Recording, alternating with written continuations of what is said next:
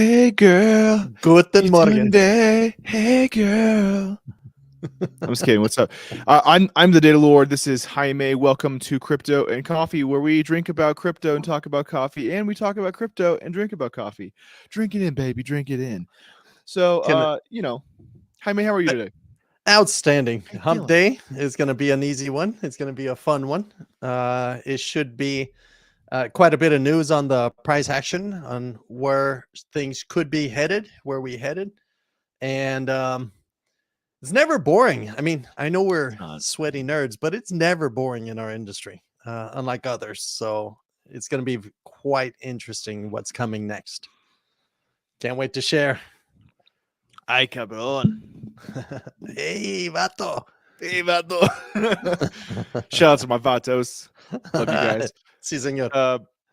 Indo, Indo crypto. you're one of my vatos. What's up, boy? That's right. He's Colombian, though, so let's be clear. Good morning. Well, you can be Colombian vatos. What's up? What's up, Boston? You can be a vato Good too. morning, Boston.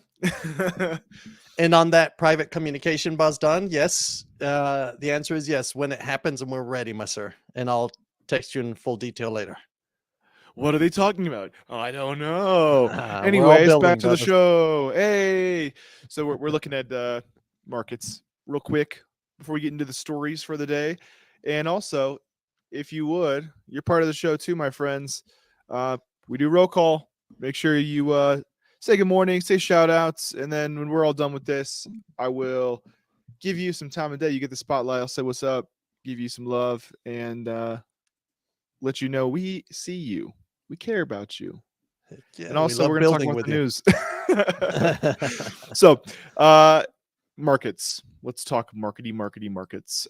So, if we're looking at the long term, that's the money coming into crypto. So when we say we're in a bear market, what we mean is we mean that right here. We mean we're in this little plateau, as people who know Chris Jones. It's not a plateau, it's a plateau. But we had some good money come in 2021 and into 2022, but we're not in 2022 anymore. We're not in Kansas anymore, Dorothy. We're over here in 2023, and that's good because that means you can scoop your bags. Once we return to these levels, you'll be sitting pretty. So, again, not financial advice. I can't promise past performance equals future performance. So, And only invest what you can afford to lose, always. But also, I'm kind of bullish on this. Me too. I'm stacking chips. too. So, anyways, so if we look at really, here's what I want you to see. Just in the last 14 days, we're on the low, not the lowest, but we're down. So if you're tripping, don't be tripping, be scooping. Yes. Looking at the general markets though, over here, Bitcoin's up 1.2%, Ethereum's up 1.1%. Those two are copycats. They are copying each other. Look at the shape over here on the last 7 days. Yes. Ethereum's trying to be a straight up it's the little brother in the backseat of the car on the family vacation who's just repeating every word you say. He doesn't do it perfectly, but he's trying to be just like you. And he's fighting with his siblings. Mom, tell him to stop it. Mom, tell him to stop it. He's touching my leg. He's touching my it's exactly that situation. So anyways, we all know Bitcoin's the OG. So XRP, not impressive. Cardano, not impressive. OKB, why do people care about you? Polygon, 1.6. Okay. You can see we're kind of flat. That's okay. Yeah. We expect that because we're waiting for Bitcoin to make a decision. We're also waiting on regulatory clarity. So if you're wondering, why isn't she moving? Poking it with a stick? That's the reason. So Jaime will show a much better version of this chart, actually. Jaime, you got that chart up? Yes, sir. Let me get her up. Let me get her up. Oh, nice. I'll show you. Let me light her up for you. Yeah. All right, here we go. And I'm sharing this tab instead. Whoop-ah. Whoop-ow. All right, everyone. So you need to get whipping sound fonts. Yeah, I do have that Elgato thing. We should make it happen. So overall, The only addition I did to the original chart was the fact of the highs and the lows and the medians. I don't know if I shared it. Yes, we are shared. Okay, good. The highs and the lows. So you see that overall, the buy zones, that's why I marked them in green, are usually in this bottom growth S curve. And then the top, of course, are the times you should start considering you know what, let me lock in some profits, step outside and wait to see what Bitcoin does on the next steps. So that's the conversation we had in the previous top that we encountered before. So where are we today? Let me zoom in. This chart is not presentation friendly, but it is quite useful in terms of the data it has. But as you can see here, we are in this zone with a potential bounce or a double bottom. We will see, we'll dive deeper into that as I move into the next steps. So we are where we need to be, guys. The upside is looking pretty juicy. We should be confirming the gray zones. If you look at the history, it's always an up and down. It's if you're on a roller coaster, the gray zones are pretty good at the roller coasters. On the red zones or time frames, the bear markets, you kind of can bet it's down. It goes down. And this time it pretty much followed the median all the way to the bottom. The big question is, will we follow the median on the way up? Doesn't have to, because if you remember COVID, we followed that top and then just dropped, tested the bottom, and then continued our rally to the top of the market as we had before. Now, what I do want to emphasize now is we're going to zoom into this region right here on the monthly, because as we mentioned weeks prior and now last Monday, we wanted to watch how the monthly closed.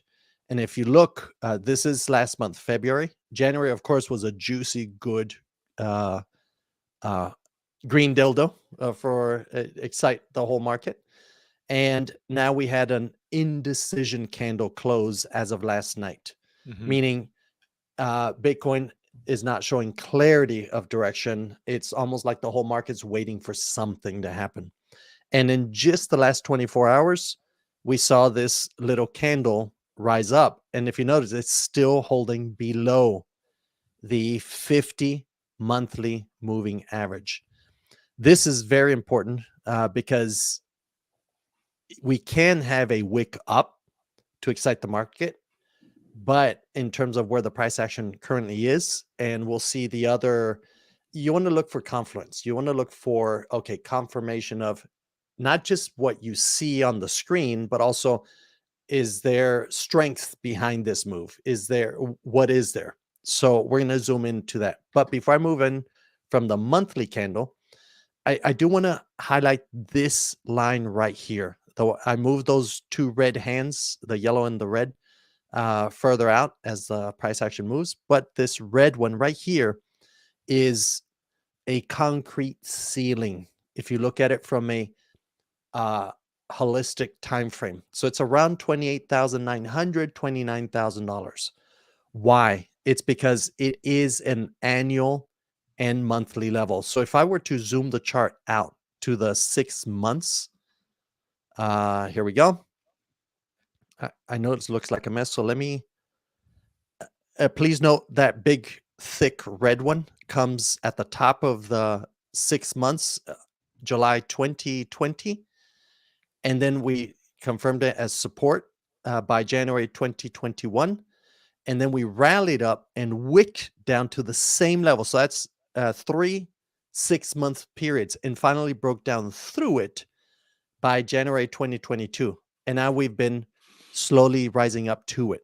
This level is extremely important to watch, because if we move to the annual, we also see that level. And please ignore all the green diarrhea at the bottom. Those are bounce levels I'm looking at. But this one has quite a bit of history, the annual and the monthly. And as I stated early January, one of my biggest concerns about the annual chart is the fact that we have a bearish engulfing. So we had green, green, green, a bearish engulfing, and I'll pull up the Investopedia and post it on the stream as soon as I finish here. But a bearish engulfing is when you had greens and then the very next candle, which was the 2022 candle, closes larger and below the previous green candle. That is a bearish engulfing. Usually that's a sign of a trend reversal.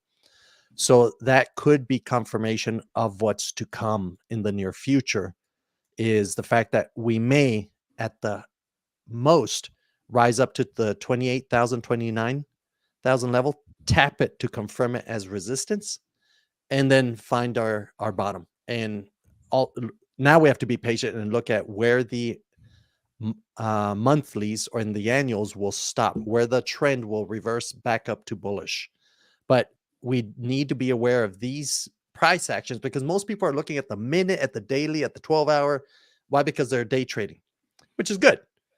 But people who want to drop HODL and also dollar cost average and everything, you do want to understand where the trends are. And the only way to see real trends is at the higher time frames. So let me bring it back to the monthlies where we were. And that's what I wanted to emphasize on this chart right here is, okay, we're confirming it as resistance, the 50 moving average.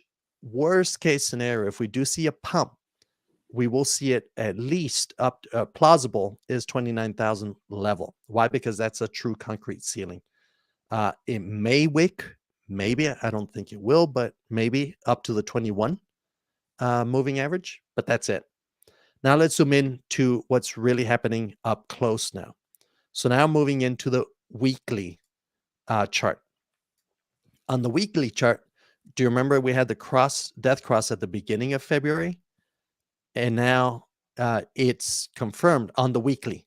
Now we hit the 200. We hit the 200 2 weeks in a row.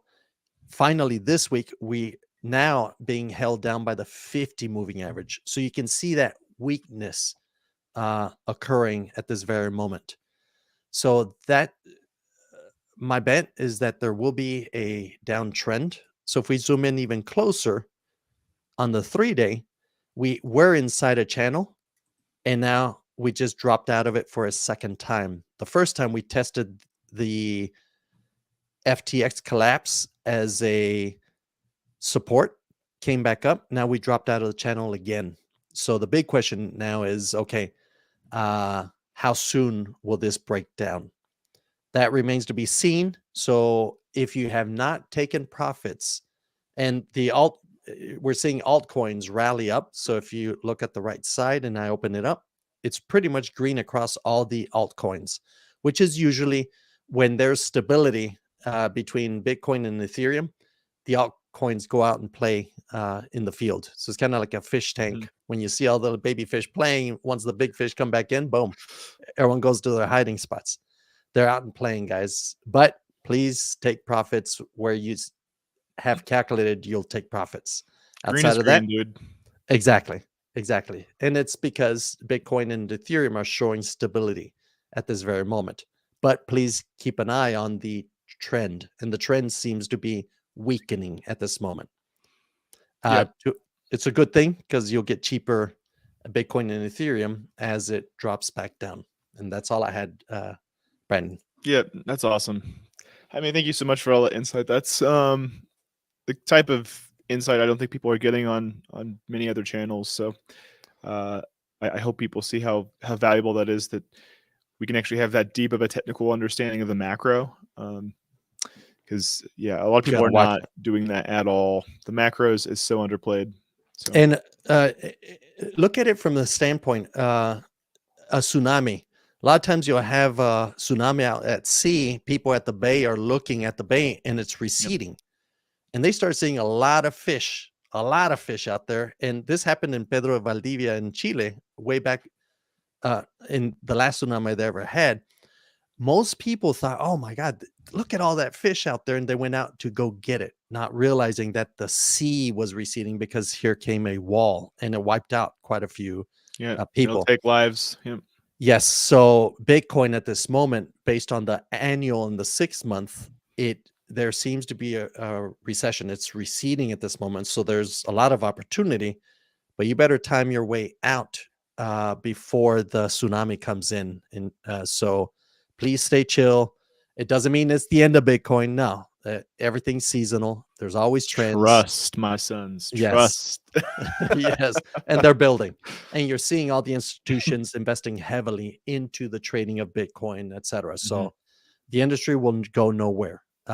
Just chaff will be eliminated, is my opinion, of when the tsunami comes.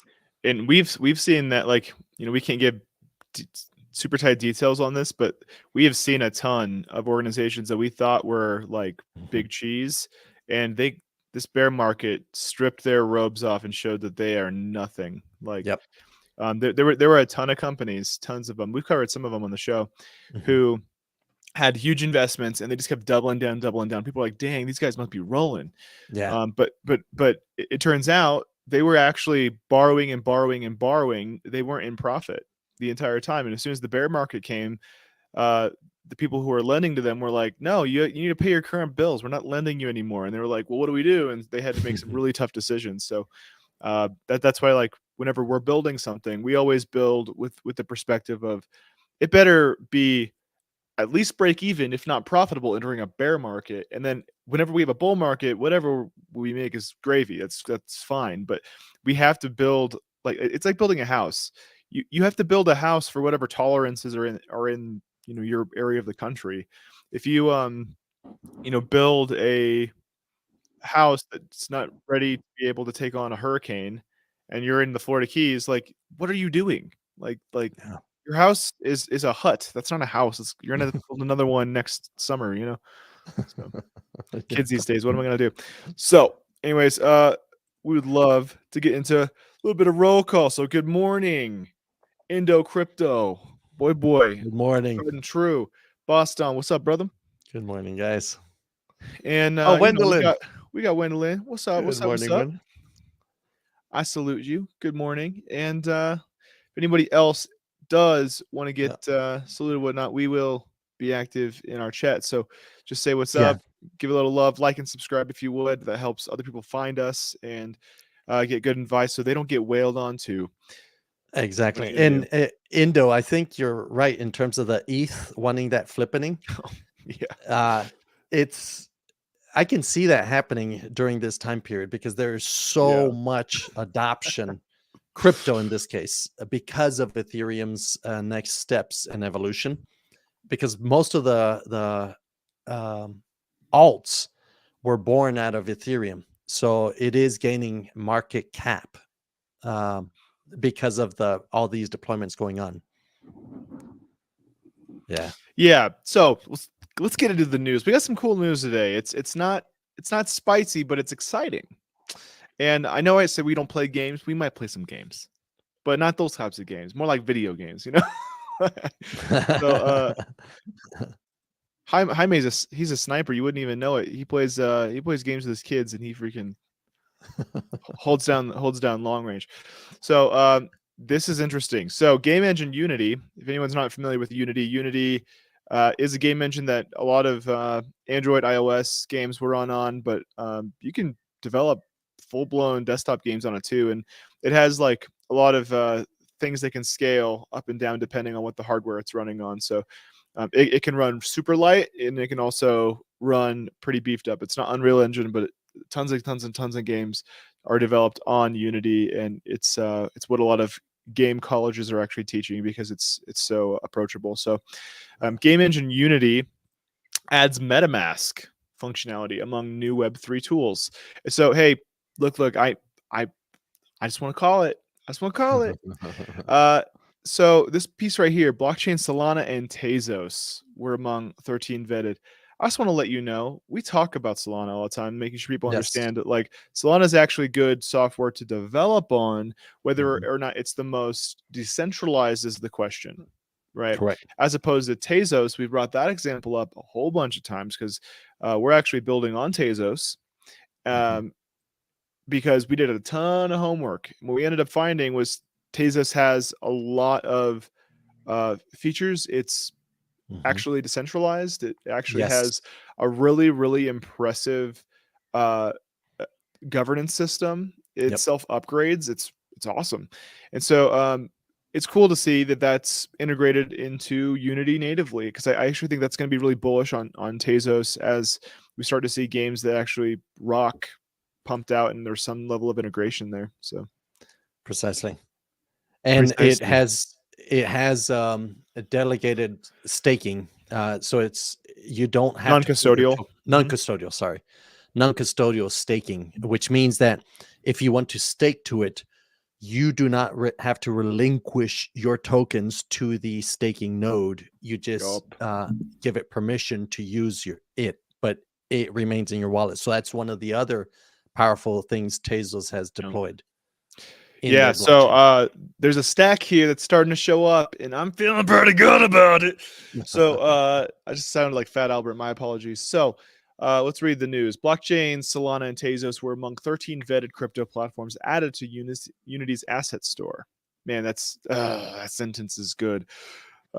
Unity's video game development platform has added a slew of crypto platforms to its asset store to assist developers interested in Web3 technologies to streamline decentralization efforts. On February 28th, Unity said it had released a new decentralization category page in its asset store. Yeah, that's so good. With vetted crypto platforms to support developers interested in merging the decentralization into their projects. Are you hearing that, folks? Native dev tools making this easy peasy for green bean developers to start integrating Web3 principles. Now, real quick here, I do want to say this. I have heard so many people say, well, what's Web3? Web3 is not defined yet. Stop saying that. Web3 is defined. Let's talk about that. Web3 means you hold private keys. Ta-da! You don't have a centralized server holding private keys, right? Your assets are actually owned by you. Your assets are not owned by Blizzard or whatever company it might be. Now they might own like the asset in the game, but your account owns the asset in that game. Does that make sense? So it's like your keys. It's your proof. People can't gamify the video game and cheat and make it so that by ill-gotten gains they have these unique items. It's basically the software is checking against the blockchain, saying, "Hey, do we have this token address? Okay, what's that token equal over here on this database? Oh, it's this sword with this fire ability," and those types of specs and whatnot are like locked up to your account, so people can't just spoof it. You feel me on that? No more Hell spoofing. Yeah. No more spoofing. No spoofing. No, yeah. By the way, swooping. I just thought I'd mention this. Is swimming while pooping. So make sure you don't swoop. So you're a sick puppy. Back to the news. So on February 28th, Unity said it had released a decentralization category page on its asset store with vetted crypto platforms. I love that. They actually did some homework and saw like were these legit or not. They didn't just stuff anything that someone pitched to them. They actually did some due diligence is what this means. With crypto platforms to support developers interested in merging decentralization into their projects. Crypto wallet provider MetaMask, everyone knows them. Not everyone loves them. Was one of 13 platforms, so it's not the only one. It's just one of them. So if you're not buying that MetaMask situation, at least just see like it's one of 13, and there could be more in the future if something better pops up. Let us know. Let them know. Maybe they'll get eyes on it. But MetaMask is one of 13 platforms featured on the store with its software developer kit, the SDK, added to help developers enable users to connect their MetaMask wallets to any game developed on Unity. Yeah! Which means it's backwards compatible. Do you hear that? Yeah. Any game that's already on Unity can integrate this into future patches, and now they have NFTs in their games that actually lock up assets on your account. So if you unlock some stuff with your buddies doing raids or winning tournaments, getting high rank or whatever, and you unlock some skins, that type of thing, like your account actually owns that. No little turd at the company can edit your account and make you not own that. Correct, because they don't have your keys. They literally, for the game to release it or move it, or if you sold it, you would need to sign it and you're the only one that has those keys, so it can't be taken from Yeah. you. That's the power of decentralization and what they're doing. That's right. So let's look at the chat here. Indo here saying Tezos, that's super interesting. Boston has a retention issue. His Podgy's re-exploded. So there's pills for that, brother. Also Something. Kegels. Do some Kegels. Indo Crypto, not your keys. Nacho cheese, Bree. Yeah. I see you. Yep. I So see you. that is great news. And the fact in any ecosystem, diversity is key. In human ecosystems, in systemic in any ecosystem. So the fact that it's not just tied to MetaMask, for example, Yeah. as your wallet management, and not just one blockchain, but multiple. This shows these guys are really building as they should be building, and they're in that diversity comes strength, and this is quite exciting. I mean, I'm not faking for the camera. I'm actually stoked about this. Like, because I don't know if you know or not, but your boy Data Lord might be playing some games once in a while. Your boy Data Lord, might be making some games once in a while. You don't know. You don't know. You never know. That is true. A speedrun Mega Man, come at me, bro. Yeah. So Indo, you Yeah. realize if they were to bring in the old Super Mario games and made items in the games as NFTs, this would probably make bank. Man, it's Yeah. a matter of time. That being Yes. said, Nintendo is shrewd. Yes. Nintendo is smart, and they are so protective over their image. They are so protective over the quality that they put out that they're okay not even doing quantity. They're cool with it. You'll notice like the Wii wasn't, or back it up, the GameCube wasn't particularly impressive hardware, but it's got some crazy good games. People freaking love Smash Bros. Melee, right? You look at the Wii, it was literally a GameCube with a few upgrades. It was not significant, and that was compared to like the Xbox and the PS2, right? And shortly after PS3 jumped out, and so it's like Nintendo's not playing this game where they're trying to lock in, who's got the biggest hardware. They're focused on just how can we use hardware that's affordable to make our consoles available to everybody and just make games that are super good quality. So I think at some point they're probably going to get into blockchain, but I don't think they're going to be early adopters. I think Nintendo specifically is going to wait till everyone's kind of made a fool of themselves and there's a clear path, and then they'll enter in. That being said, I'm not surprised if they do backwards compatibility. Like if they basically have serial numbers attached to their amiibos that are like NFC, and then at some point they have some NFT that's tied to it and you can register it. That's my guess. And I think a lot of companies are probably going to do that too. Like, how you have to register your product with a company sometimes. I'm not surprised if they will allow at some point an NFT or similar technology to be issued to you once they have that blockchain layer integrated in their business. So I don't know. Maybe we should be registering our products when we buy stuff, and there's that little stupid card in there, So, anyways, so let's finish this article here. So, blockchains including Solana and Tezos also had their SDKs added to the store alongside development platform Immutable X for those wishing to build Web3 games on the Ethereum blockchain. The integrations will allow developers to modify the models of ownership in games and enable players to create, earn, or acquire in-game resources, which can be subsequently traded or sold according to Unity. Thank you. That's so cool. I know I brought up this example before, but this is the most vivid one I've seen. Diablo 3, when that game dropped, there actually was a store. And so any loot drops you had, you could actually sell them for real cash. And then they got hit with their, general counsel's like, yeah, we're getting some heat for this, cut that out. And so they made it so you could only do that for in-game resources, which is sad.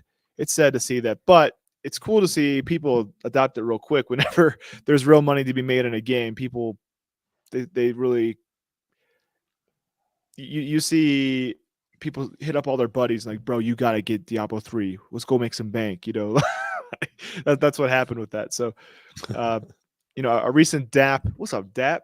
Recent DAP radar report revealed that gamers made up nearly half, 40%, of all blockchain activity in January 23. Duh, right? Gamers are already like techie. They're already at least able to log into stuff and download and install things, right? So that doesn't surprise me, but it makes clear sense. If you want adoption, the gamers are going to be the early Yes. majority. Yep. Easy. And then after early majority has been proven and businesses are like, oh, well, people are making money with this. Mhm.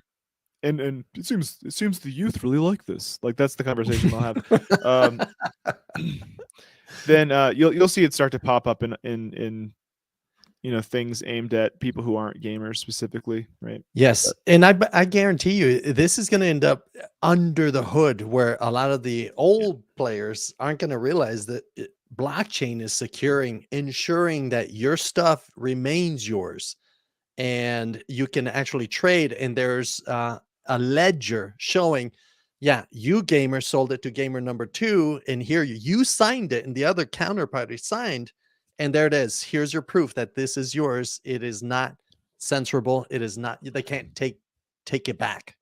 So it's I exciting. think operation security is going to be the funny part. I think a ton of people are not going to secure their keys properly, and it won't matter. Yeah, at That's what I that point, think.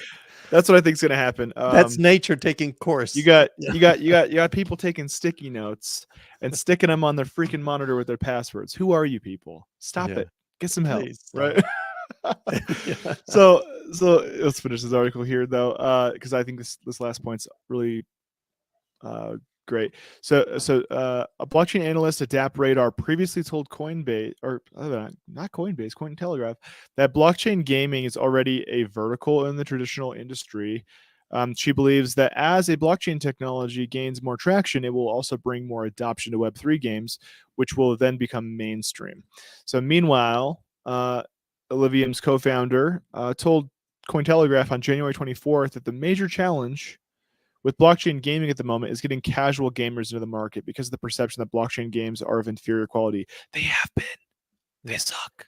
And I think it's just because they're trying to run the game in the blockchain, which is not what the blockchain was created for. The blockchain was created to secure transactions. So if there is an in-game transaction, it is secured, validated. It does accounting. So why are you going to use an accounting software to create games on it? So that's where they're missing the boat and truly didn't understand the reason for blockchain. Yeah, and I'm going to put my little work hat on. It's an architecture problem is really what it is. A lot of people are misunderstanding that blockchain is just a component in modern infrastructure. So when you're designing games, like how right now we have like a SQL database or a Mongo database, something like that, and we store all the data there. This is just a different type of database. There's probably still use for those other cheaper, faster databases. Blockchains are not fast. They are not cheap. They're expensive and they're slow. And so you don't want to, but they're secure. That's the trade-off. They're very secure. And so there's some assets that should be stored on a blockchain. And then there's a whole bunch of other stuff that should not be. There's a lot of other stuff that shouldn't be. And there's probably going to be a way around that in the future. I think proof of stake is probably barking up the right trees because we're able to have nodes that do have a ledger and are securing, full history. Those nodes could run other tools and could have some sort of check on them. So this is what I'm thinking. Like there's probably some way you can validate the integrity of the data via blockchain without storing all the data on the blockchain. Does that make sense? Yes. So who knows? We'll see.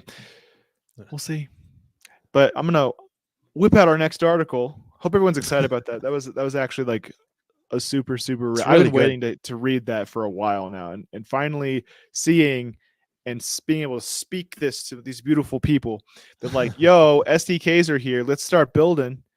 Like, I don't know if you need to hear like dun, dun, dun, dun, dun, dun, dun, dun, some sort of like horn battle cry or whatever, but like you need to start building. If you're interested in getting ahead, making some serious money, be a first mover. We now know Unity. There's a ton of tutorials on Unity if you want to make basic games in Unity. And you could be first movers to actually have legit crypto games. I'm just saying, what do I know? I just do this every day. Yes, and this is the real world applications we're talking about. So when you invest in a blockchain, look at what they're actually building. And so now here's a use case for Tezos, here's a use case for MetaMask, here's a use case, where you can actually confirm before you commit your speculative or our speculative money to investing into the future. So this is the type of stuff you're looking for. Is all of us, I'm sure, yeah, every soul that watches this in the world has played a game and has wondered, man, I wish I could sell this thing that I just made or created or unlocked. I know there's someone that's willing to buy it, and now the under the hood, the mechanism is being deployed as we're watching the world evolve. So, and you don't have to hire a blockchain guy, and you don't have to be a blockchain sweaty nerd who's over here slapping around Rust code. You don't got to be that guy, pal. Trust me, you're not that guy. So our next article here. So Visa, we were talking about Visa and MasterCard earlier. I think it was last week.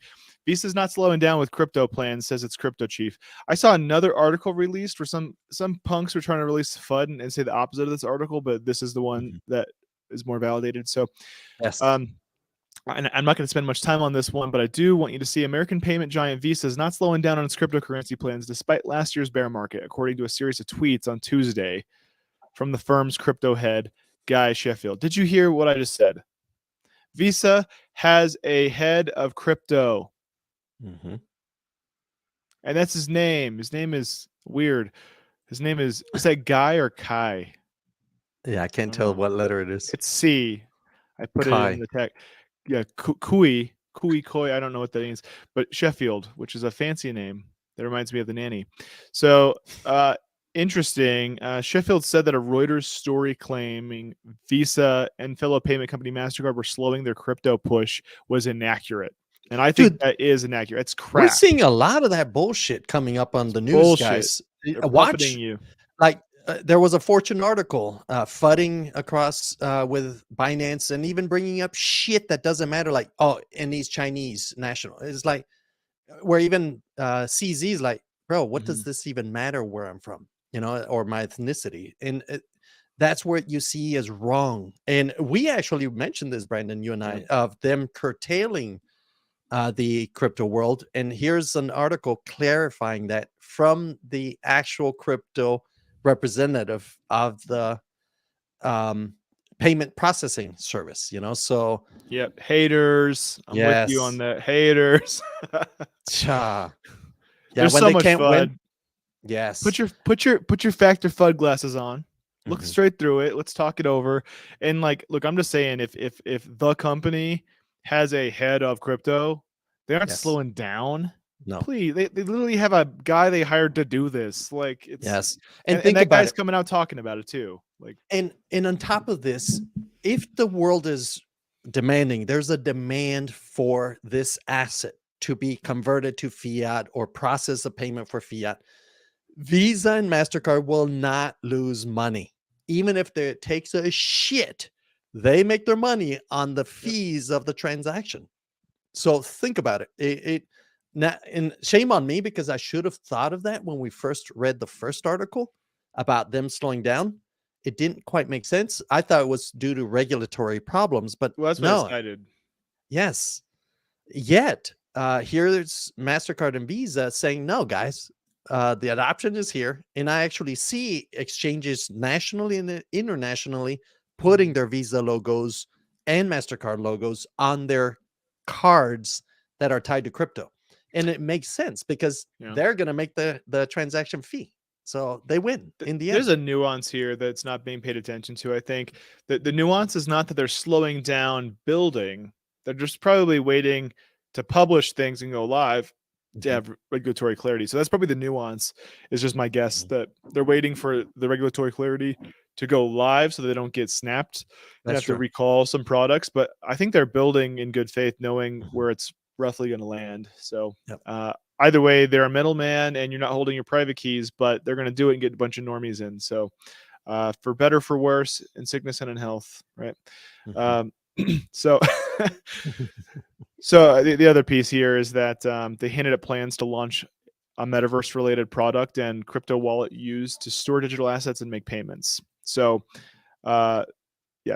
Sheffield Visa continues to partner with crypto companies to improve transactions between fiat money and crypto and build products that can facilitate digital payments in a compliant, that's the key word, I think that's where the FUD came from, and convenient way. Mhm. So that's my quick take on it. I'm not going to spend too much time here because we got some other great news I do want to get to. But just hear this: people are still building. They're not going to slow down Yes. on building. They might just wait for the general counsel, their legal people, to be like, okay, we feel good enough as long as you word it this way. I think that's the nuance. Mhm. So. Twitter adjacent Blue Sky app hits the Apple Store. So Jack Dorsey, the fellow who created Twitter, he was talking with Elon Musk and some other people and saying, hey, we really want to have Twitter be protocol. And so I'm going to build a protocol that's actually decentralized for Twitter type interactions. And it'll be called Blue Sky. So the app for Blue Sky just dropped on Apple. So if you have Apple, you can download Blue Sky and check it out. But you need a invite code, by the way. Oh, well, let's read the Yes. article then. But It's a private. Yeah. yeah. But keep an eye out on that, because what I think Yes. is really going to happen is I think that protocol is likely to be integrated just directly into Twitter at some point. They're going to test the protocol, make sure the protocol is solid. And my guess is Elon's going to say, great, let's put this in here. And the big idea here is that censorship goes out the window, right? Web3, what's the Web3 way to approach social media? Well, you as the account holder have private keys to the wallet that holds all of your tweets or whatever, right? And so all the tweets are actually just a cryptographic hash, and they can be rebuilt by running it through the cryptographic algorithm. But this will make it so that companies, let's say Twitter, can tap into Blue Sky, can show your content, but if your content violates their terms of service, they can basically put that little hit of yours on the deny list, or they can take your account and put it on the deny list. But that being said, they didn't take your tweets down, right? They didn't take your content down. They just took your content link off of their platform. Does that make sense? So Yes. people could easily just pop another platform up that doesn't have that ban list, and people could easily see it. So what's cool about this is you're making it so that people are actually going to get punished for being unfair about what content can and can't be shown, right? And then there's a legal element to this, and this is why the whole like platform versus publisher conversation for big tech is so important. Once that truly gets ruled on clearly, and companies have to just pick a lane, that I am not an editor. If something does not violate my terms of service, I can't touch it. And unfortunately, we saw that happen, in this last United States presidential election, right? Where this is not bipartisan, by the way. We did see people take some things down because it didn't agree with their line of thinking. It didn't violate any rules on their platform, but they took it down. And so if that were to happen, all that would do is make people say, I don't want to use this platform, period. They don't have to, because the reason Twitter's so valuable is because it has this big database. Well, if the database moves to a blockchain and people are just integrating with that database and presenting it in ways and maybe adding some other features to it, all of a sudden their killer app goes out the window. They aren't as important as they used to be. So I hope you see like why this is so important. So dabble around with it once you get invite codes, apparently. So no, thanks. So Blue Sky, a decentralized social media app tied to Twitter's pre-Elon Musk leadership, has gone live on the Apple Store as of March 1st. Former Twitter CEO Jack Dorsey first announced the Blue Sky project in 2019. A former Zcash, by the way, Zcash is a private Bitcoin fork. It's really awesome. Zcash contributor Jay Grabber joined the project as CEO in 2021. Oh, that's awesome. That makes me smile. Though anyone can download the app, Blue Sky is currently in private beta. The users must enter an invite code, as Jaime said, and I didn't notice that because ADHD is a son of a bitch. No, it's a lot of data content, a lot of content too. So yeah, recent statements from Grabber suggests, by the way, if you ever meet a guy who introduced himself as Grabber, just be careful, just cover yourself. Suggests that additional invite codes are available for those who contacted her as of Wednesday. Invite's not available on Android yet or the web because they hate you. No, it's not. It's because it's easy to develop on Apple and know a lot of people are going to grab it. So Blue Sky has no cryptocurrency related features and does not store data on a blockchain yet. I put yet. I think at some point they will. Yeah. However, the platform uses AT protocol, a federated network that relies on cryptography to store data in a decentralized way. I'm going to read about that later. This approach makes it similar to blockchain technology, allowing self-ownership of data. Okay, hope you see that. We're not going to go any further in that article, but I do want you to hear what's happening. Web3 is growing. Big companies are building into Web3 because they know that if some company pops up and says, hey, we allow you to own your data, and some other companies don't have that, that could be the thing that makes you drop a perfectly good platform and adopt some competitor just simply because you don't want to get played by a centralized database, right? When people really open their eyes to like, oh, we can get censored and this is like literally a personal sovereignty matter, like screw that, you know. Yeah. Bye, Felicia. That's what's gonna happen. And so yeah, you know, Mt. Gox. Mt. Gox was a really big crypto exchange back in the day. Oh, what's up? What's up? Crypto Scout. Hey, Love you, Crypto homie. Scout. Good morning, sir. You go. Better late than never, brother. That's right. Get some rest, brother. We see you. Thanks for hopping on. So, Mt. Gox was a really, really big cryptocurrency exchange. It had a big hack. A ton of people lost their Bitcoin because they were keeping their money on the exchanges. So when we tell you don't leave the majority of your money on the exchanges, that's why we're saying that, like, we have precedent where this has happened, where people lost insane amounts of money, right? And over time, Mt. Gox has been paying that back, and it's kind of been quiet. We haven't really heard much about it for a little while, but this is a break in that silence. So Mt. Gox bankruptcy repayment unlikely to destabilize Bitcoin. So early adopters are likely to have remained crypto believers, and they still are. They're still here. What's up, OGs? So we'll choose to be paid in Bitcoin and keep it. Meaning they're like, no, you're not going to give us cash. Yep. We have enough shit coins. Thank you. Give us Bitcoin. Thank you.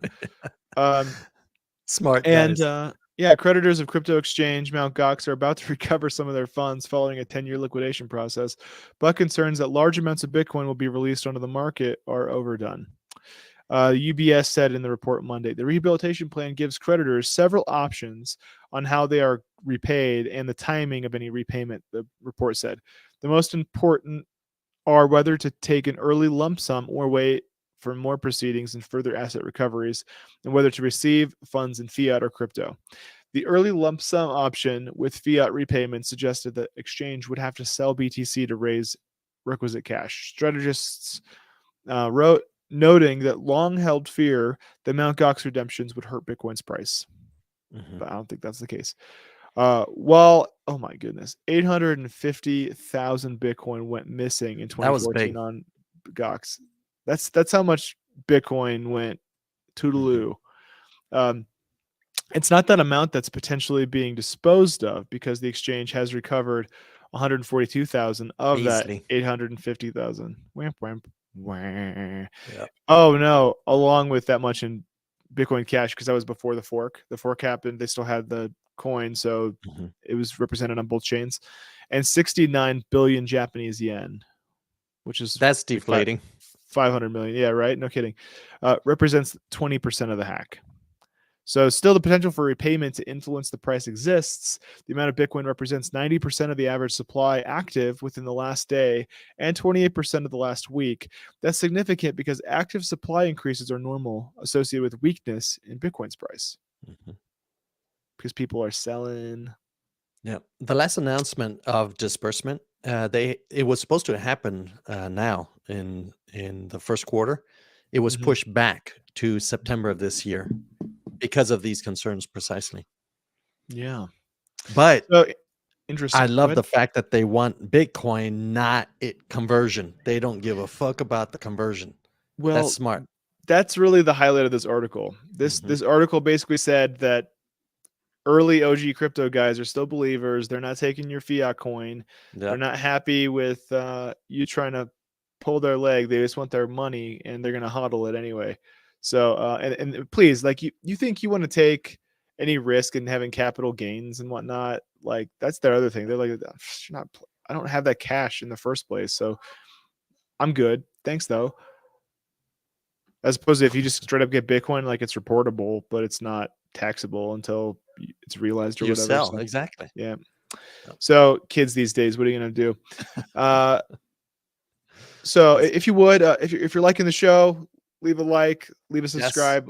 Also, if you have any ideas or thoughts on these articles, please leave a comment on the page once it's done too.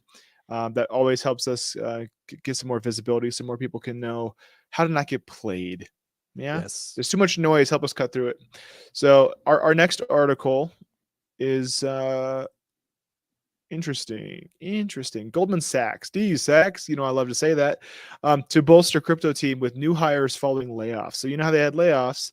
So in January, Goldman Sachs announced plans to cut around 3,200 staff as part of a cost-cutting exercise. However, We were there. despite this move, the bank remains open to hiring new talent in the cryptocurrency space. Do you hear that? They're looking for you. So if you're interested in this Web3 space, you're interested in cryptocurrency specifically, hit the books. Hit Yes. the books. If you have an idea, talk to us in the Discord. Let us know what you're thinking about. I'm happy to point you in the right direction, get you connected with the right resources witness to to start that. reading and put your work in. I can't put the work in for you, but if you want to put the work in, I'll make sure you're barking up the right tree. Yeah. Yes. Brandon, Brandon has done that for me too in the past. So I can back up every word he's saying and please note the message here. They just fired 3,200 financial normies and are now seeking crypto financial peoples who understand crypto itself. So look at the writing on the wall. Is there no future for crypto? Yes, there is. That Well, people are building. it specifically makes you hireable when other people are getting fired is the other part too. Yes. So like, I'm just saying, I've made a career on cloud computing. I noticed like, oh, hey, people are moving away from these crappy servers in their closets. They clearly don't care about them. They're expensive to maintain, and instead, once they go to have to upgrade that hardware, people are just moving into cloud software as a service, like Google Workspace and Office 365 and Amazon Web Services and Azure and Google Cloud Platform. People are literally just moving stuff there, right? Unless they have some regulatory reason to have servers in a data center, then they're just going to throw it in the cloud because it's cheaper and they can make it spike for demand. They're good and they can make it scale down. So I made a career on just getting super good at that before companies really moving there, and moved a ton of companies into cloud infrastructure and secured it and optimized it, all that kind of thing. That's happening with crypto right now. Mm-hmm. We've already seen that, like the peak of the iceberg kick out of the water. So put your goggles on, pay attention, get your skills up, and you're going to have a ballin' career. I'm telling you, and you're going to build some stuff you're proud of is the other part too. So I don't want to dig too much into this article other than the fact that Goldman Sachs is hiring crypto people despite the market laying off other people. So I think companies are just doubling down on what's going to make them valuable against their competitors, right? We've been talking about Ethereum. Well, Vitalik Buterin says more still needs to be done over high Ethereum transaction fees. So Ethereum moved from proof of work, mining on GPUs mostly, to proof of stake, where people have 32 ETH locked into a server, and the server validates the transactions like a full node, basically. And because their nuts are on the table, if they lie, they get their nuts punched, right? That's right. Crush your nuts. But they get an game extra theory, nut, guys. But they get an extra nut if they play nice, right? And so if you want some more nuts, you're gonna have to be a good boy. That's so right. That's what's Game happening theory. though. So they thought that would, their hypothesis, I should say, just to be fair, I don't want to be crappy to people who are trying. Their hypothesis was if we move proof of work to proof of stake, it'll lower transaction fees. Well, it helped. It didn't get us all the way there though, right? So Vitalik saying like, we're still not there yet, just in review. So good user experience is not about the average case. It's about the worst case, the Ethereum co-founder wrote. In a new blog published on the 20th of February, Vitalik documented I can language. Vitalik Buterin documented the continued need to improve the network to better facilitate ETH as a payment. Buterin showed how he tried to pay for tea for himself and friends at a coffee shop. Well, that's your problem. You're getting tea at a coffee shop. Go to a tea shop. In Argentina, that's a joke. In Argentina in 2021, but had to pay 0.01 ETH, around $40 at the time, as that was the minimum deposit for the owner's exchange account. Yep, I've seen exactly that problem. Me I too. did not mind the 3x overpayment and treated it as a tip. Are you hearing that?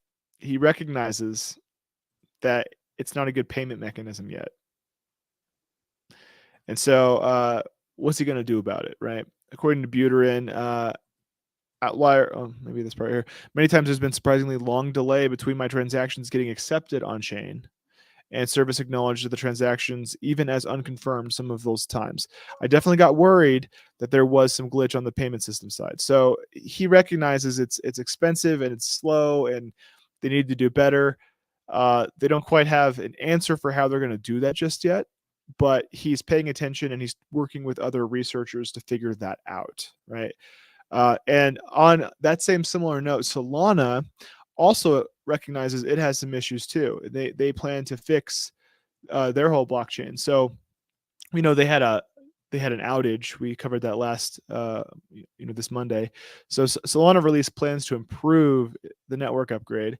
We know they had a slowdown, which we covered that on Monday. They released another statement about its network upgrades and how the major focus of the plan is on stability as the network continues its transition. If it's not stable, people are going to get spooked and they're going to leave. They recognize that's the deal, right? And so as 2022 priorities, we're shipping new features and new tools. 2023 is stability.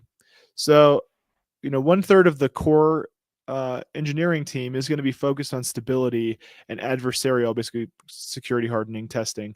But here's my thoughts. So he has this whole Medium article on how they plan to approach that. So what I want you to take away from this is that where there's been some FUD on Solana, they realized like, okay, last year we doubled down on tools. We have tools to develop stuff, and we've seen we've seen applications come up on Solana. We've seen a lot of them. So Solana's not decentralized yet. It's on roadmap to be properly decentralized. They wanted to get like the functionality first, so proof of concepts could be built out. But they realize now they got to build stability. And I think part of that stability is also likely, this is my hypothesis, I think part of the stability is also going to be getting it decentralized. But as you know, if you have servers yourself, you can guarantee the quality. If you outsource it, you're just going to get what they give you. So I think that they're kind of in a catch-22 here. I wish the best for them, because it'd be really cool if they do get it stable and then get it properly decentralized. So that's my thoughts on that for the day. So pretty cool day. I got to say, like this whole news cycle here is pretty much people are hiring in crypto. People are releasing dev tools in crypto. Web3 is here to stay. You better pay attention if you want to make some serious money. You need to start using these tools that are developed for you and execute well on them. It's all about execution. Yes. Focus on learning the tool stack and execute. So if you're interested, please join our Discord, link in the description. I'm active on there. Jaime's active on there. If you have questions about how to get started, like maybe you have an idea, go ahead and let us know what your idea is. We'll point you towards some of the right technologies. You can start doing homework and whatnot, building stuff together. And our hope for that whole Discord is that people will start co-building. People who are like, yo, I would love to help you with that. Let's click up. Jaime and I personally can point you in the right direction. We're kind of like overstretched at the moment. There's not much wiggle room. But we're still here though. But I want to help other people get to the same place where they're building stuff, and we can just keep cheering each other on and helping each other solve some little problems here and there. So precisely. I just want to let you know I love you guys. We'll be back on Friday. Until next time, keep calm and huddle on, and Make sure you drink enough coffee to get your schoolwork done, kids. Hell yeah. And if you see Bitcoin fall, it's your chance to get it cheaper. Just think of that. The industry is nice and healthy despite Go ahead price and- action. Go ahead and get a nice healthy scooped bag. Scoop a bag. See you around. Bye. While everyone screams, ah! You buy.